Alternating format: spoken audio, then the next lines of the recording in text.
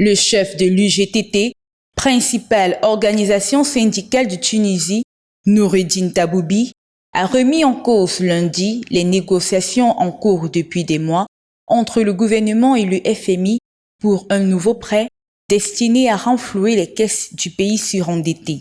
Pendant son discours à Tunis, plus de 2000 militants ont défilé à Sfax, deuxième ville du pays, avec des pancartes dénonçant un gouvernement du FMI et disant non à la colonisation. Malgré un accord de principe du Fonds monétaire sur ce prêt à la mi-octobre, les pourparlers continuent depuis des mois, faute d'engagement ferme du président Saïed pour restructurer une centaine de groupes publics lourdement déficitaires et lever les subventions sur divers produits de base. Selon M. Taboubi, M. Saïed s'est aligné sur l'UGTT, opposé à toute cession des entreprises publiques et à la levée des subventions.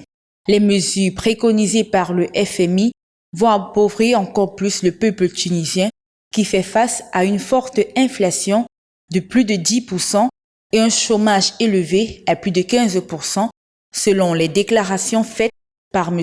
Taboubi. L'UGTT avait noté des divergences flagrantes entre Kais Saïed et son gouvernement, accusant la première ministre Najla Bouden de négocier secrètement avec le FMI un programme connu d'une équipe restreinte habituée à adopter des recettes toutes faites il y a quelques jours dans un communiqué.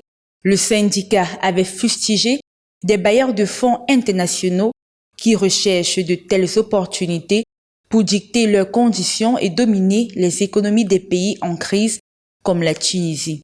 Annonce faite par Taboubi lundi 1er mai lors de son discours.